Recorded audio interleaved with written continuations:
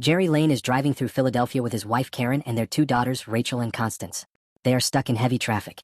Police vehicles speed past them, and suddenly an officer knocks on Gerry's window and tells him to get off the road and go home. Then, out of nowhere, a massive explosion rocks the area behind them, sending smoke and fire into the sky. People begin running in panic. Gerry gets out of the car to assess the situation, realizing it's chaos. A garbage truck barrels through traffic at high speed, crushing vehicles and clearing a path. Gerry quickly gets back into the car and begins driving behind the truck to escape the gridlock. Their car is struck, forcing it to stop. Panic increases. Gerry watches as a man is attacked and turns rabid within seconds. The infected man begins attacking others violently. Gerry, realizing the danger, gets out of the car to grab his daughter Rachel, who is frozen in fear. He counts aloud, watching closely as an infected man changes. He notes it takes about 12 seconds for someone to turn after being bitten. They return to the car and flee the scene with the truck continuing to clear a path. Eventually, they arrive at a supermarket. Inside, Gerry tells Karen they need to get asthma medicine for Rachel. He retrieves an inhaler and other supplies. They pull off at a highway overpass and find shelter in an abandoned apartment building. Inside, they find a family who lets them stay for the night. Gerry speaks with the family in Spanish and tries to convince them to come with him, warning them it's not safe to stay behind. The family declines, saying, "This is our home." Later, Gerry tries to contact Gerry and tells Gerry that he'll send a helicopter at dawn. He emphasizes that Gerry's expertise is needed. The family sleeps in a small apartment room with their daughters. They keep the lights off and stay quiet. Outside, loud sounds of chaos and screams echo through the building. The next morning, Gerry prepares the family to leave. They move quietly down the stairwell. On their way out, the infected begin storming the building. The chaos grows louder, and the infected break into the apartment where the Spanish-speaking family stayed. Gerry's group narrowly avoids detection and hurries to the rooftop. The son from the other family follow them at the last second. On the roof, Gerry signals the helicopter with a flare. Just as they are preparing to board, infected people burst through the rooftop door. The pilot holds off the infected with his sidearm while the family boards the aircraft. As the chopper lifts off, Gerry sees infected people flooding the rooftop. He looks disturbed and exhausted. The helicopter carries them out over the chaos below. Fires burn and streets are overrun with people and infected. The pilot flies them out to sea. They land on a U.S. Navy aircraft carrier in the Atlantic Ocean. Gerry and his family are debriefed. Thierry Omutoni is on board, along with military and government officials. A briefing takes place where a scientist, Dr. Fastback, explains that viruses have weaknesses, and the key to defeating this outbreak is understanding its origin. He uses an analogy about a virus being like a predator that thrives on weakness. The theory is that if they can find patient zero, they might learn how to fight or stop the spread. Dr. Fastback believes that the virus may have originated in South Korea, where there was an early report of an outbreak at a military base. Despite his reluctance, Gerry is told that if he doesn't help, his family will be removed from the safety of the carrier. He agrees to go. He's provided gear, weapons, and a small military team. Dr. Fastback joins the group. Karen and the girls stay on the carrier. The military aircraft takes Gerry, Dr. Fastback, and the soldiers to South Korea.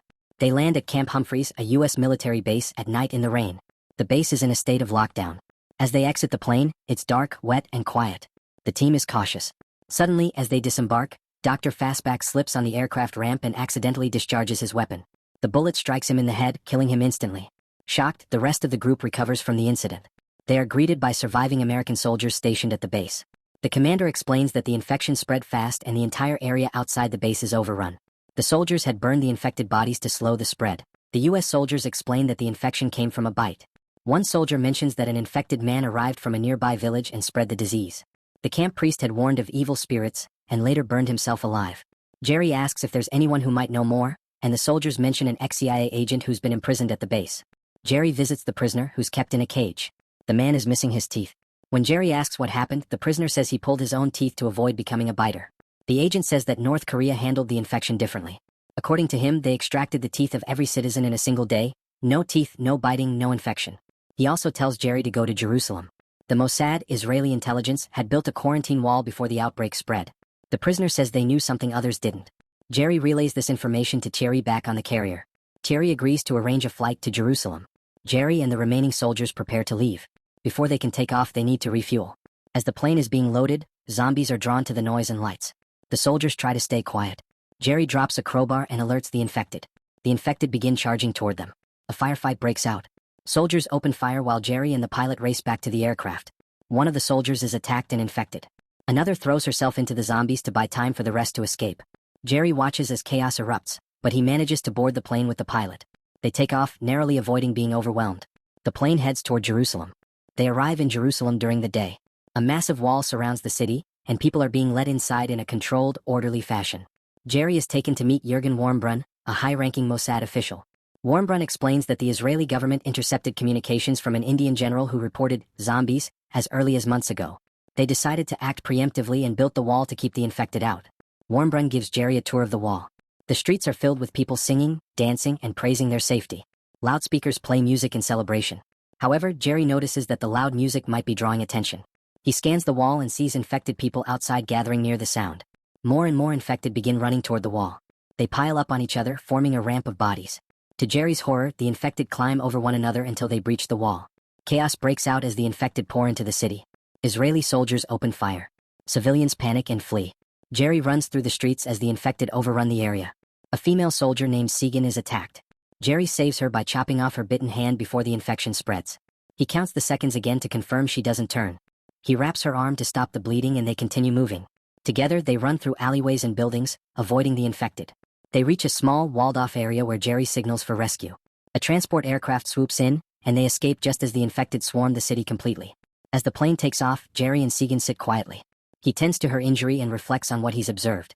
He remembers how some infected ignored certain people during the chaos in Jerusalem, those who were sick or injured. He notes this behavior carefully. The plane heads toward the World Health Organization (WHO) facility in Cardiff, Wales. Gerry suspects there may be something at WHO that can help understand the virus further. As they fly, the flight appears peaceful, until the infected reveal they are hiding on board. As the plane cruises peacefully toward its destination, Gerry Lane begins to relax. He sits with Segan, watching over her as she sleeps beside him. But his moment of rest is interrupted by a loud noise from the back of the aircraft. Passengers look around nervously. The sound grows louder. Someone is banging from within the restroom. A flight attendant approaches and slowly opens the lavatory door.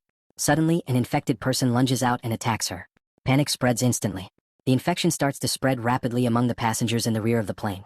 Screams erupt as the infected begin biting people, causing more to transform within seconds. Gerry reacts immediately. He tells Segan to help him block the aisle. Together, they try to contain the infected by stacking bags and using the food cart as a barrier. Passengers scramble in fear, some climbing over seats to escape. The infected overpower several passengers and press forward through the cabin.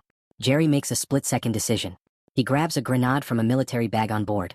Knowing there's no time and no other option, he throws the grenade toward the center of the plane.